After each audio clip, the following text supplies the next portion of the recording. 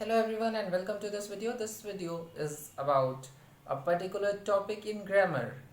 Though every topic in grammar is very important in itself, but in this video we are going to talk about a separate topic and I'm going to deal with it with the help of a PDF which I have prepared by doing some research, and I guess that this video is going to clear this particular topic of grammar, and we are going to get other grammar topics also covered up one by one in the similar pattern. So do not forget to pay real attention and do not get distracted while watching this video. This video is quite important for you in terms of not only your syllabus but also in terms of the correct usage of the grammar. So just pay attention and watch this video, and also do not forget to keep subscribed for my upcoming videos. So now let's begin.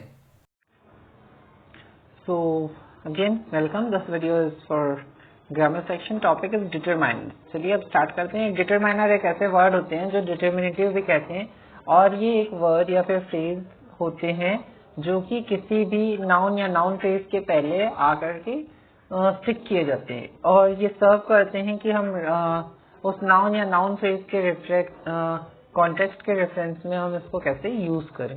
ठीक है. एक determiner जो होता है ये indicate करता है बहुत सारे नाउन्स को जो कि एक डेफिनेट एलिमेंट को या इनडेफिनेट एलिमेंट को किसी भी क्लास के बता सकते हैं, या तो फिर एक क्लोजर या फिर ज्यादा डिस्टेंट एलिमेंट जो होते हैं उनके बारे में, या फिर एक एलिमेंट जो कि एक स्पेसिफाइड पर्सन या थिंग से बिलोंग कर रहा है या एक पर्टिकुलर नंबर या क्वांटिटी से बिलोंग कर रहा है, इस चीज को भी बताते हैं. ठीक. कुछ कॉमन काइंड्स होते हैं डिटरमाइनर्स के, जैसे कि डेफिनेट और इंडेफिनेट आर्टिकल. हम जानते हैं definite article means B and indefinite article means A and demonstratives like this and that. ठीक है. these, those and many more. And possessive determiners like my, our, their, yours.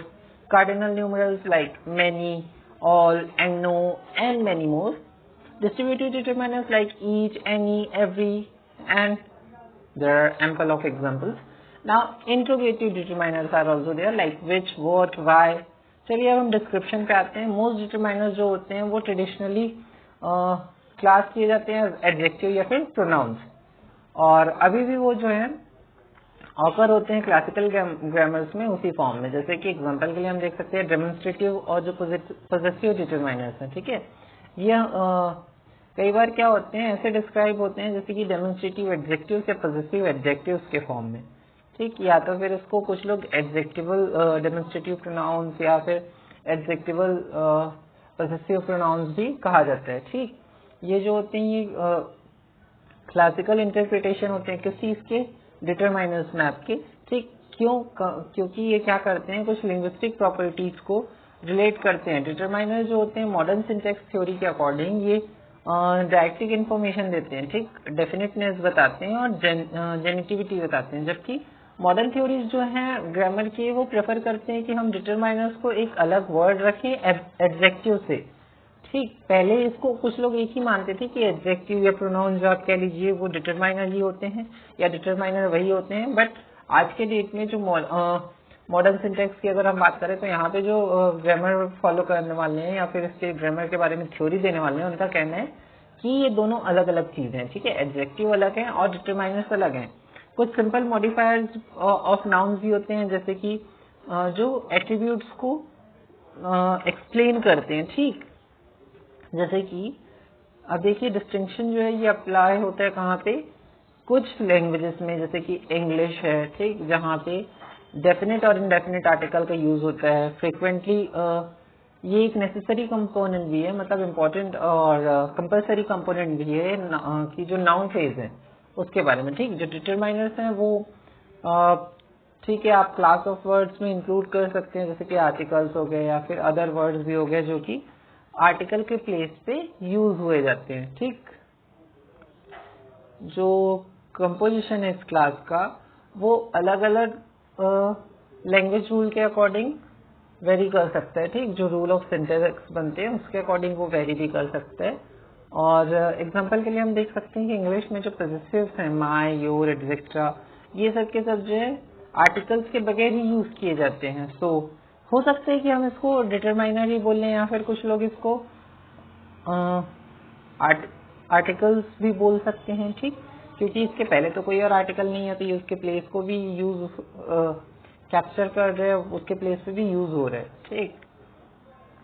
और जो articles हैं वो काफी ज्यादा अच्छे से करते हैं यूज हम, जबकि हम कई बार किसमें कंफ्यूज हो जाते हैं, डिटरमाइनर्स में। बट डिटरमाइनर्स बहुत ज्यादा इजी हैं बिकॉज इसके कुछ सिंपल काइंड्स हैं जिसको हम अंडरस्टैंड करके पूरे इस टॉपिक को समझ सकते हैं। जैसे कि देखिए, आर्टिकल्स ऐसे वर्ड्स होते हैं जो कि एक नाउन के साथ में यूज होते हैं, ठीक, और स्पेसिफाई करते हैं ग्रामेटिकल डेफिनेटनेस को किसी भी नाउन के, और साथ ही में कुछ अलग लैंग्वेजेस के साथ भी इसको हम कंपेयर कर सकते हैं, ठीक।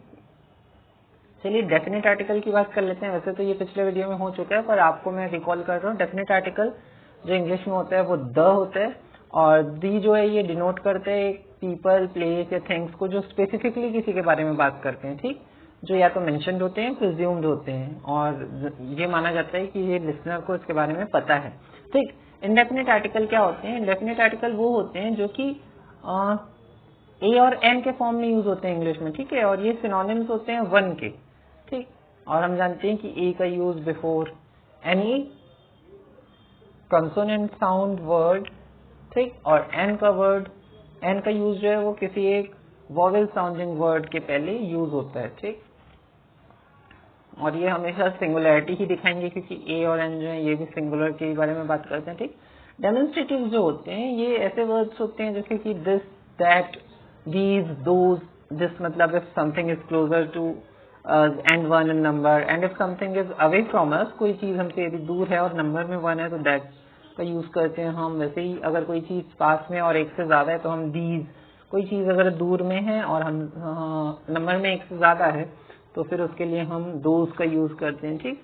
तो ये क्या करते हैं, जनरली सिर्फ इंडिकेट करते हैं कि जो एंटिटीज हैं वो कहाँ पे हैं, ठीक, और ये उन एंटिटीज को हमारे प्लेस से डिस्टेंस बताने की, या फिर हम कहें हमसे वो कितना दूर या कितने पास में है, ये बताने के काम करते हैं, ठीक।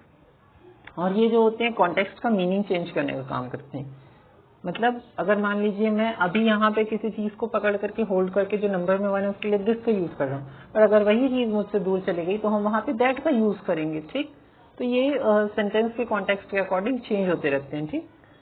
और ये इंडिकेट करते हैं कि जो स्पीकर है या स्पीकर और लिसनर जो है उनसे कोई चीज कितनी दूर पे है, ठीक। इंग्लिश में डेमोन्स्ट्रेटिव जो होते हैं ये प्रॉक्सिमिटी को बताते हैं और स्पीकर के रिस्पेक्ट में ये बात कर रहे होते हैं, ठीक। अब आ जाते हैं प्रॉक्सिमल डेमोन्स्ट्रेटिव्स। ये क्या होते हैं? In English the word this and these, ये जो होते हैं प्रॉक्सिमल डेमोन्स्ट्रेटिव्स होते हैं। ये क्या करते हैं, पर्टिकुलर थिंग को बताते हैं कि ये स्पीकर के बहुत ज्यादा पास है, ठीक, क्योंकि प्रॉक्सिमल है, पास में है। डिस्टल मतलब जो दूर में होगा, जैसे कि दैट और दोज होंगे इसमें। देख लीजिए आप, जो डिस्टल डेमोन्स्ट्रेटिव है इंग्लिश लैंग्वेज में वो दैट और दोज हैं, ठीक है। ये बताते हैं कि कोई चीज जो है वो बोलने वाले के जो आपको सेंटेंस बता रहा है उससे दूर में है, ठीक। पॉजिटिव डिटरमाइनर्स में आ जाते हैं। पॉजिटिव डिटरमाइनर क्या होते हैं? ये बताते हैं कि किसी चीज को कोई ओन करता है, ठीक, मतलब वो चीज किसको बिलोंग करती है।